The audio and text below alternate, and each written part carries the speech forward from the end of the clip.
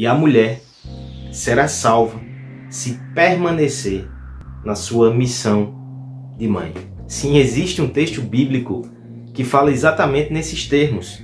1 Timóteo 2,15. Que texto complicado, não? Nós precisamos de um esclarecimento aqui sobre essa relação entre maternidade e redenção.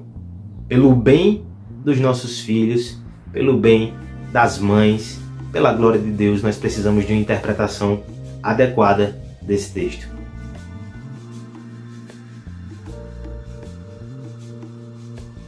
A maternidade é um dos temas que possivelmente mais sofrem distorções na nossa geração. Nós orbitamos entre extremos que não são benéficos para as mulheres, para as famílias, para o reino de Deus de forma geral. Por um lado, nós temos uma postura que renega os filhos, que adia, que posterga, que não tem interesse na maternidade, como se isso fosse atrapalhar a vida profissional das mulheres, os seus sonhos e objetivos, e as crianças são relegadas, são escanteadas, e quando não são evitadas, elas são tidas como estorvos. Essa é uma visão extremamente prejudicial. Para responder a ela, ou na contramão oposta a ela, nós temos também outro movimento na sociedade que valoriza, mas valoriza até de uma forma idólatra. Todos os detalhes da maternidade são elevados a um nível de satisfação, de meta profunda, de anseio profundo, que acaba sendo opressor para as mulheres também e acaba lançando fardo sobre os filhos, porque ao invés de serem crianças que precisam de atenção e cuidado para a glória de Deus, eles se tornam pequenos deuses. Isso também é problemático. Eles se tornam até formas de redenção. Se eu for uma boa mãe, eu me sinto justificada. Eu alcanço o propósito da minha vida. Isso é redenção. Mas como nós já mencionamos no início, existe sim uma relação entre maternidade e redenção. É sobre isso que nós queremos falar agora à luz desse texto de 1 Timóteo capítulo 2. O que é que está sendo dito ali? Há uma interpretação perigosíssima desse texto, porque de fato ele tem alguns termos que precisam de uma explicação.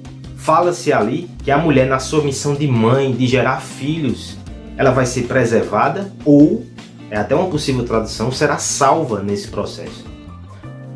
Veja que algumas mães, mas no aspecto ali do catolicismo romano, apegam-se a essa promessa, apegam-se a essa descrição do apóstolo e entendem inclusive que é por isso que devem sofrer mesmo e lutar pelos seus filhos. Por quê? Porque é um aspecto de redenção ali.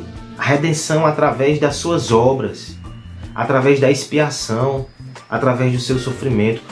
Por um lado, você pode pensar que isto tem a consequência benéfica de fazer com que as mulheres elas tenham apreço pelos seus filhos e se dediquem a eles. Mas tem um problema aqui. Primeiro, porque nega o Evangelho, nega as boas novas de salvação prometidas no Novo Testamento. Então essa interpretação ela não é coerente.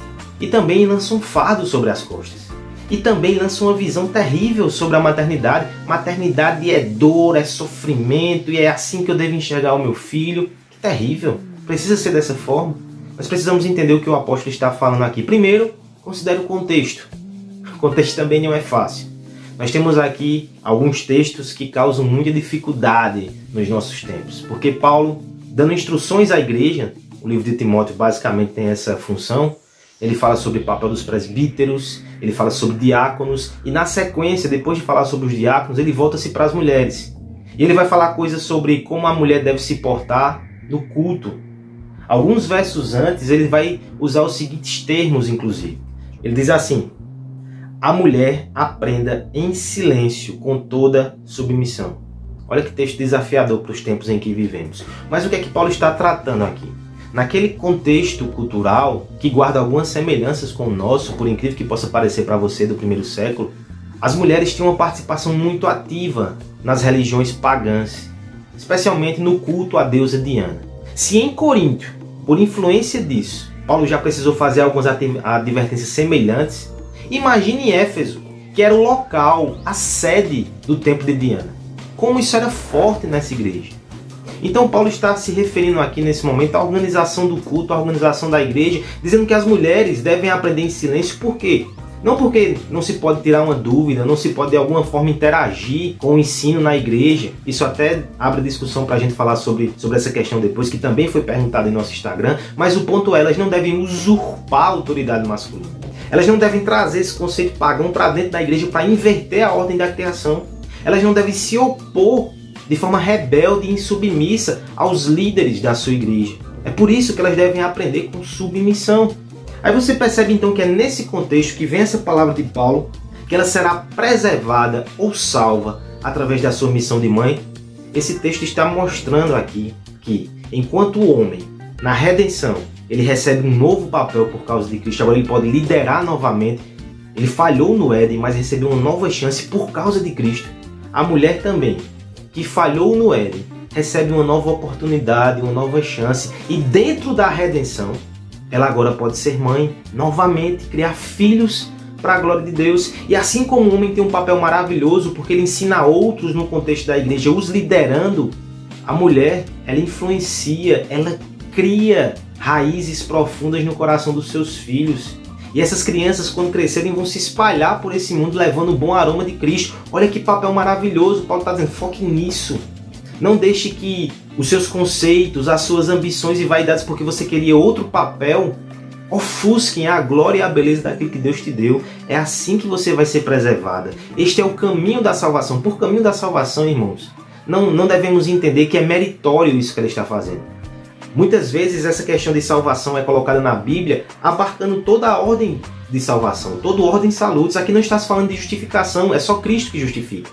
Mas sim da santificação, que é o processo que nos acompanha da justificação até a glorificação final. Ou seja, é assim que você vai ser santificada. Veja se os outros termos no restante do versículo não nos levam a essa conclusão. Todavia será preservada através de sua missão de mãe, se ela permanecer em fé, em amor, em santificação com bom senso. Ou seja, esse é o caminho da redenção para as mulheres.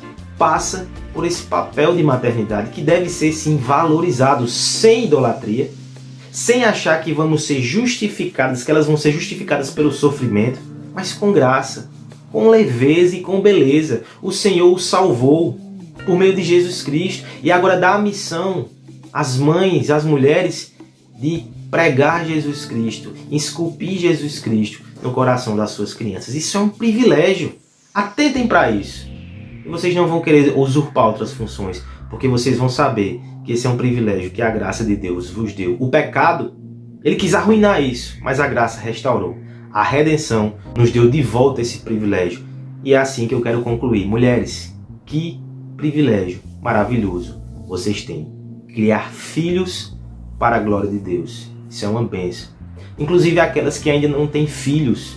E os filhos espirituais, irmãs. Vocês já podem usufruir disso hoje, mesmo jovens, ou então mulheres que ainda não conseguiram a gestação, vocês podem ser mães de outras irmãs na fé. Isso é um privilégio, é uma dádiva.